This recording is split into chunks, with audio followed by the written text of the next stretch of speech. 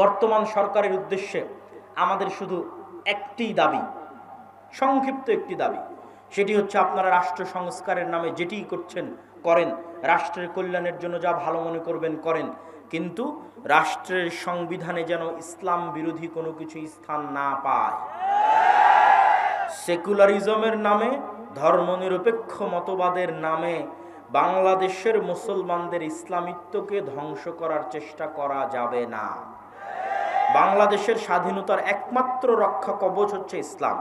অতএব রাষ্ট্রের মূল পলিসির মধ্যে অন্তর্ভুক্ত করতে হবে, সংবিধানের মূল পলিসির মধ্যে অন্তর্ভুক্ত করতে হবে যে ইসলাম বিরোধী কোনো কিছু এই সংবিধানে এবং এই রাষ্ট্রে বাস্তবায়ন হবে না। দ্বিতীয়ত, যে সমস্ত মুসলমানেরা চায় যে তারা শরিয়া অনুযায়ী ফাইসালা নিবে, তাদের জন্য আলাদা শরিয়া কোর্ট স্থাপনের সুযোগ দিতে হবে। যারা চাইবে সেকুলার সিস্টেমে ফায়সালা নিবে, কিন্তু যে সমস্ত মুসলমান চাইবে শরিয়া অনুযায়ী ফায়সালা নিবে, তাদের জন্য আলাদা শরিয়া কোর্টের ব্যবস্থা রাখতে হবে। আমাদের দেশে রাজনীতি মানে গণতন্ত্র, অথবা অন্য দেশে রাজনীতি মানে সমাজতন্ত্র, অন্য কোথাও রাজনীতি মানে আরো অনেক কিছু dot dot dot dot dot. তো ইসলাম আসলে কিভাবে রাষ্ট্র ক্ষমতাকে দেখতে চায়, ইসলাম কিভাবে রাষ্ট্র ক্ষমতায় যেতে পারে, এই বিষয়ের ধারণা এখন আপনি যতটা মনোযোগ দিয়ে শুনতে পারবেন, আর কোনোদিন আর কখনো অতটা মনোযোগ দিয়ে শুনতেও পারবেন না, বুঝতেও পারবেন না। তো ইসলামের রাজনৈতিক ধ্যান ধারণা বা রাষ্ট্র ব্যবস্থার একমাত্র নাম হচ্ছে খেলাফা। কি বলেন তো? খেলাফা, খেলাফতি রাষ্ট্র ব্যবস্থা। খেলাফা যেন প্রতিষ্ঠা না হয় তার জন্যই গণতন্ত্র তৈরি করা হয়েছে। খেলাফা যেন প্রতিষ্ঠিত না হয় তার জন্যই সমাজতন্ত্র তৈরি করা হয়েছে। খেলাফা যেন প্রতিষ্ঠিত না হয় তার জন্যই ধর্মনিরপেক্ষ মতবাদ প্রতিষ্ঠা করা হয়েছে। খেলাফা যেন প্রতিষ্ঠিত না হয় তার জন্যই লিবারালিজম, উদারনৈতিক, সেকুলারিজম ইত্যাদি বিভিন্ন তন্ত্রমন্ত্রের প্রচার এবং প্রসার করা হয়েছে।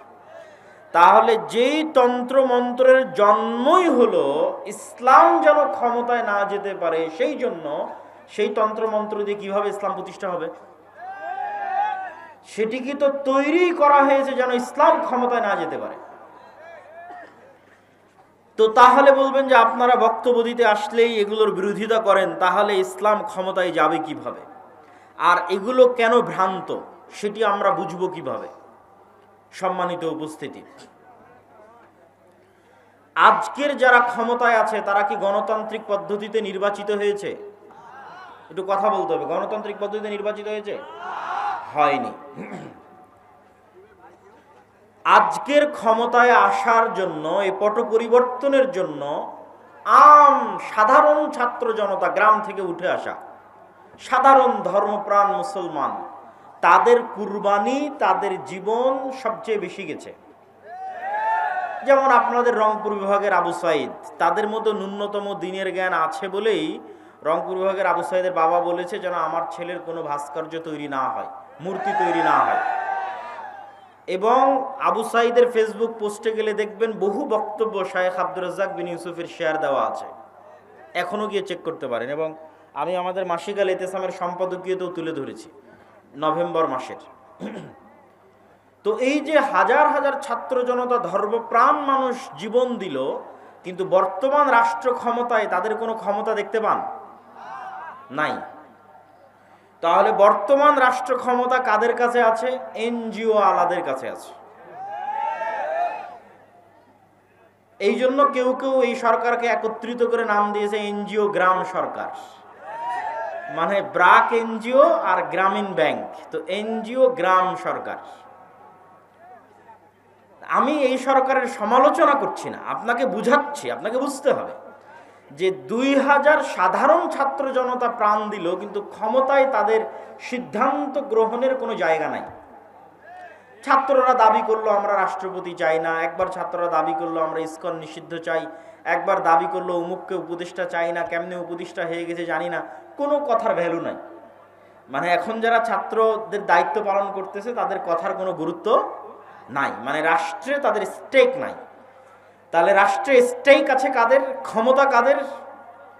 শক্তিশালী প্রতিষ্ঠান যাদের ছিল, এটা দুনিয়ার অটোমেটিক নিয়ম। যখন ফ্যাসিজম বিদায় নিয়েছে, একটা সরকার চলে গেছে, তখন ওই দেশে যেই প্রতিষ্ঠানগুলো সবচেয়ে শক্তিশালী, ক্ষমতা অটোমেটিক তাদের হাতে চলে যায়। আপনি চাইলেও যাবে, না চাইলেও যাবে। যেমন বাংলাদেশের সবচেয়ে শক্তিশালী প্রতিষ্ঠান হচ্ছে সেনাবাহিনী। তো স্বৈরাচার বিদায়ের পর অটোমেটিক ক্ষমতা কার কাছে যাবে? সেনাবাহিনীর কাছে যাবে। তো এইরকম যাদের মিডিয়া সবচেয়ে শক্তিশালী, প্রথম আলো, ডেইলি স্টার, যারা অর্থনৈতিকভাবে যাদের প্রতিষ্ঠান সবচেয়ে শক্তিশালী, ব্রাক, 12,000 কোটি টাকা বাৎসরিক আয় ব্যয় ব্রাকের। হ্যাঁ, আপনাদের বাংলাদেশের সব মাদ্রাসা মিলে 12,000 কোটি টাকা হবে কিনা আল্লাহ ভালো জানে, বাৎসরিক আয় ব্যয়। তাহলে যে শক্তিশালী প্রতিষ্ঠান যারা থাকে, অটোমেটিক তাদের কাছে ক্ষমতা চলে যায়।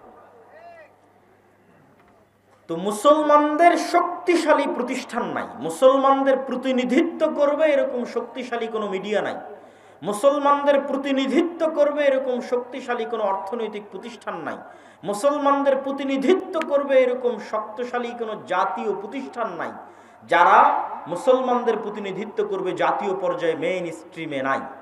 মুসলমানেরা হচ্ছে হুজুগে বাঙালি। আপনি যদি বলেন আমি 5 বছরের জন্য ভোটে যাওয়ার জন্য চেষ্টা করব, তো আপনি 5 বছরের এখনই ক্ষমতায় যাওয়ার জন্য চেষ্টা করবেন, কালকে আপনি ক্ষমতায় থাকবেন না, কালকে আপনিও ক্ষমতা থেকে বিদায় নেবেন।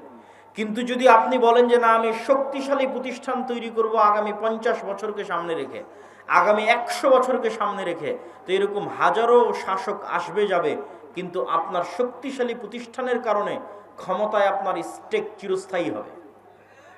এই জন্য মুসলমানদের শক্তিশালী প্রতিষ্ঠান তৈরি করার দিকে মনোযোগ দিতে হবে। আপনি আজকে আমেরিকার ক্ষমতায় ডোনাল্ড ট্রাম্প আসুক আর জো বাইডেন আসুক, ক্ষমতা মূলত ইহুদিদের হাতে। কেন ইহুদিদের হাতে? জো বাইডেনও ক্ষমতায় আসতে চাইলে ইহুদি মিডিয়া ব্যবহার করতে হবে, ডোনাল্ড ট্রাম্পও ক্ষমতায় আসতে চাইলে ইহুদি মিডিয়া ব্যবহার করতে হবে। বাইডেন ক্ষমতায় আসতে চাইলেও টাকা ইহুদি ব্যাংকের কাছ থেকে, কোম্পানির কাছ থেকে নিতে হবে। ট্রাম্প ক্ষমতায় আসতে চাইলেও টাকা ইহুদি কোম্পানি, ইহুদি ব্যাংকের কাছ থেকে নিতে হবে। ফলত ক্ষমতায় কে আসলো সেটি ধর্তব্য নয়। ভোটে না দাঁড়িয়েও, নির্বাচন না করেও, শুধু শক্তিশালী প্রতিষ্ঠান থাকার কারণে আমেরিকার একচ্ছত্র ক্ষমতার মালিক হচ্ছে ইহুদিরা। তাদের সংসদে কোনো প্রতিনিধিত্ব না থাকার পরেও তারা শক্তিশালী, তারা পাওয়ারফুল। সম্মানিত উপস্থিতি, তাহলে মুসলমানদের করণীয় কি কি হতে পারে? আপনি এই মাসের নভেম্বর মাসের মাসিকালে ইতিসাম যদি পড়েন, তাহলে হেডিং দেওয়া আছে ইসলামের সামগ্রিক বিজয় যেভাবে সম্ভব। মানে ইসলাম সামগ্রিকভাবে বিজয়ী হবে কিভাবে। ইসলাম কিন্তু শুধু মসজিদের ধর্ম নয়, ইসলাম শুধু ব্যক্তি জীবন, বিয়ে শাদীর হুকুম আহকামের ধর্ম নয়, বাপ মরে গেলে সম্পত্তির বন্টন হবে এই ধর্ম নয়। ইসলামের সকল দৃষ্টিভঙ্গি আছে, ঠিক ইসলামের রাজনৈতিক দৃষ্টিভঙ্গি আছে, যার নাম খেলাফা। খেলাফার সবচেয়ে বড় মূলনীতি হচ্ছে সত্যবাদিতা, ন্যায়পরায়ণতা। কি বললাম বলেন তো? সত্যবাদিতা এবং ন্যায়পরায়ণতা, এই দুটা ইসলামী রাষ্ট্র ব্যবস্থার সবচেয়ে বড় মূলনীতি। মুসলমানেরা কখনোই আল্লাহর দয়ায় রাষ্ট্র ক্ষমতায় যেতে পারবে না যতক্ষণ না মুসলমানেরা নিজেরা সত্যবাদী না হয়, মুসলমানেরা নিজেরা ন্যায়পরায়ণ না হয়। আপনি সত্যবাদী, ন্যায়পরায়ণ না হয়ে জান্নাতে যেতেও পারেন। কিভাবে? মিথ্যা বললেন বলে আল্লাহর কাছে ক্ষমা চাইলেন, আল্লাহ যদি ক্ষমা করে দেয়। অন্যের হক নষ্ট করলেন, করে তার কাছেই ক্ষমা চাইলেন, ভাই তোমার হক নষ্ট করেছি, মাফ করে দাও, সে যদি ক্ষমা করে দেয়, তো আপনি জান্নাতে যেতে পারবেন। কিন্তু মিথ্যা বলে, অন্যায় করে মুসলমান আল্লাহর দয়ায় রাষ্ট্র ক্ষমতায় যেতে পারবে না। কেন পারবে না আল্লাহর দয়ায় মুসলমান রাষ্ট্র ক্ষমতায় যেতে? এই পুরো পৃথিবীর একচ্ছত্র ক্ষমতার মালিককে।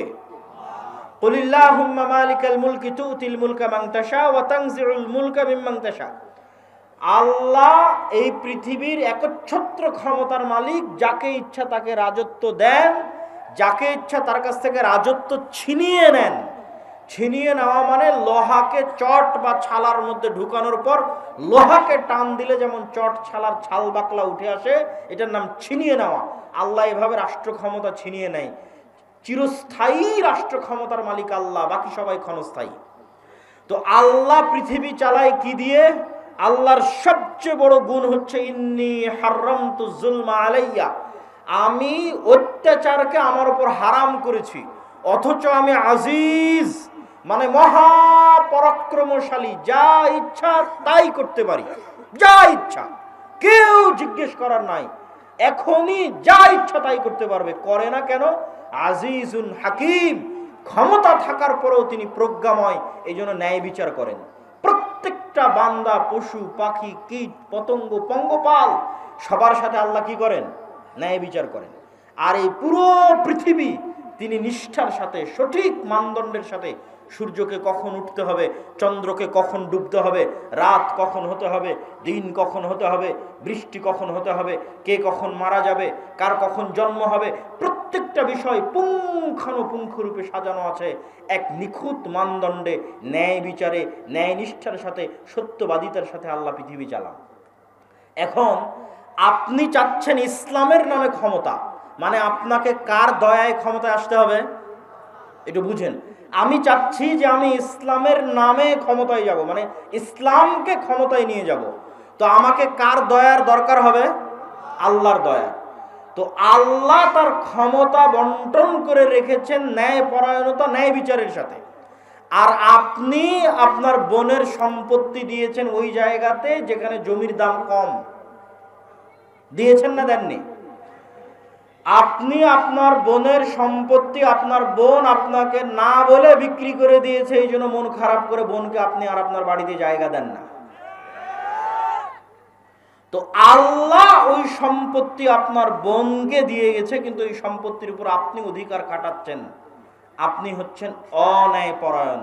আপনি বোনের কাছে ক্ষমা নিয়ে জান্নাতে যেতে পারলেও আল্লাহ কোনোদিন আপনাকে রাষ্ট্র ক্ষমতা দিবেন না।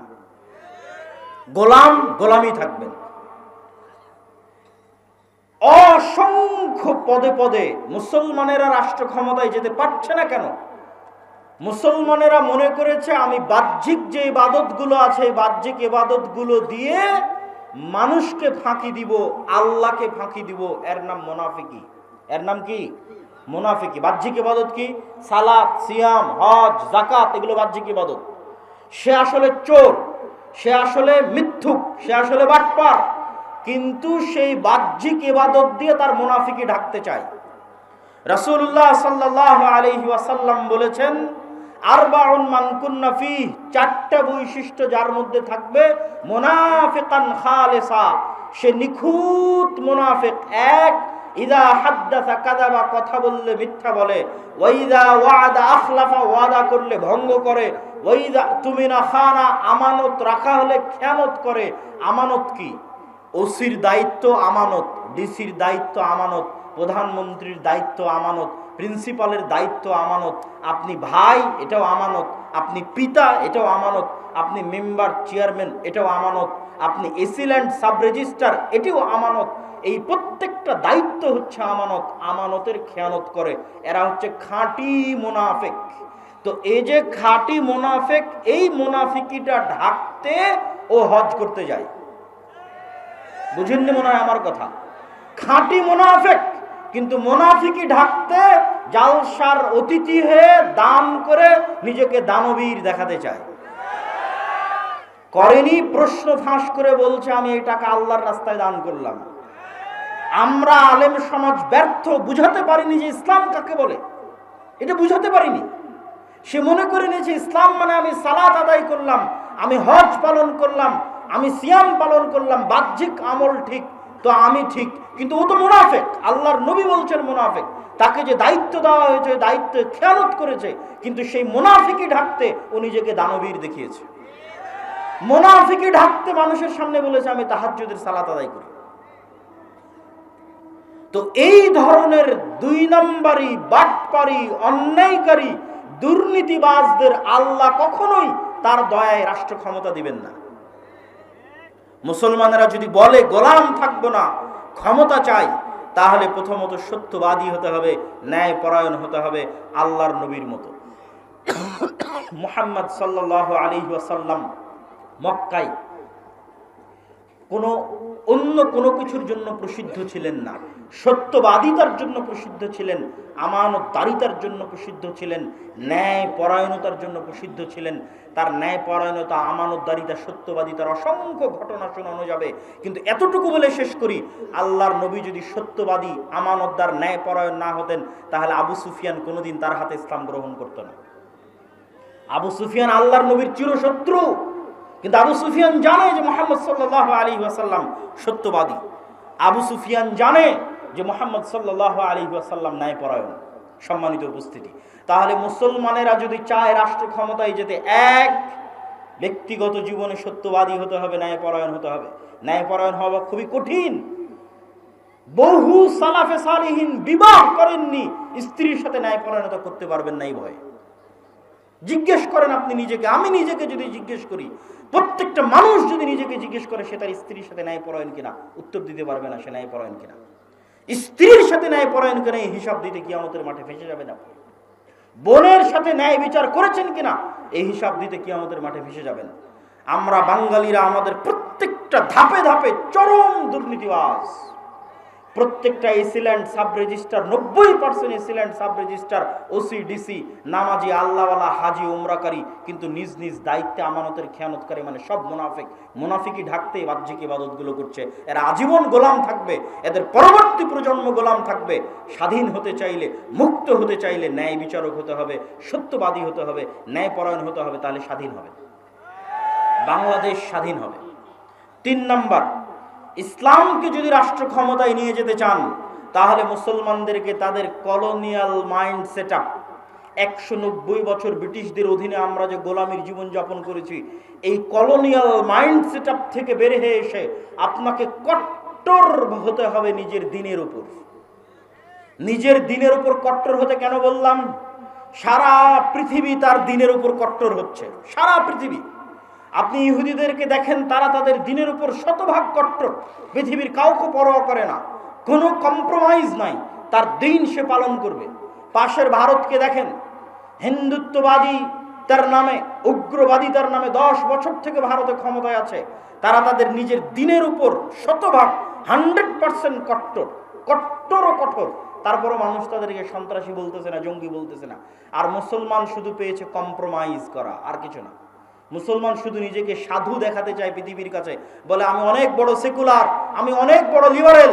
পৃথিবী বলছে আমি অনেক বড় হিন্দু, পৃথিবী বলছে আমি সবচেয়ে শক্তিশালী ইহুদি। মুসলমান বলছে আমি সেকুলার, আমি লিবারেল, আমি অনেক উদার, আমি অসাম্প্রদায়িক, আমি সেকুলার, আমি ধর্মনিরপেক্ষ, আমি খুব ভালো। অথচ পৃথিবী বলছে আমি শক্তিশালী হিন্দু, আমি কট্টর হিন্দু। পৃথিবী বলছে আমি কট্টর ইহুদি, আর পৃথিবী বলছে আমি কট্টর খ্রিস্টান। আর মুসলমানকে যদি 2টা থাপ্পড় দিচ্ছে, তাও উঠে বলতেছে ভাই আমি খুব সাধু। ওকে যদি হত্যা করছে, তাও বলছে আমি খুব সাধু, আমি সেকুলার, আমি লিবারেল। এই কম্প্রোমাইজ করে স্বাধীনতা টিকবে না। আপনাকে বলতে হবে, পার্শ্ববর্তীরা যেমন বলতেছে আমি কট্টর হিন্দু, পার্শ্ববর্তীরা যেমন বলতেছে আমি কট্টর ইহুদি, আপনাকে বলতে হবে আমি কট্টর মুসলিম। যেই দিন বলতে পারবেন সাহস করে আমি কট্টর মুসলিম, ওই দিন স্বাধীন হয়ে গেছে। ওই দিন বাংলাদেশ স্বাধীন হয়ে গেছে, পৃথিবীর মুসলমানেরা স্বাধীন হয়ে গেছে। কিন্তু কলোনিয়াল মাইন্ড সেট আপ থেকে বেরিয়ে আসতে হবে। কলোনিয়াল মাইন্ড সেট মানে ঔপনিবেশিক গোলামির জিঞ্জির। সারা পৃথিবীতে মুসলমানেরা যেখানে যত সমস্যায় আছে, প্রত্যেক সমস্যার পিছনে ঔপনিবেশিক গোলামির জিঞ্জির আছে। 190 বছরের ইতিহাস।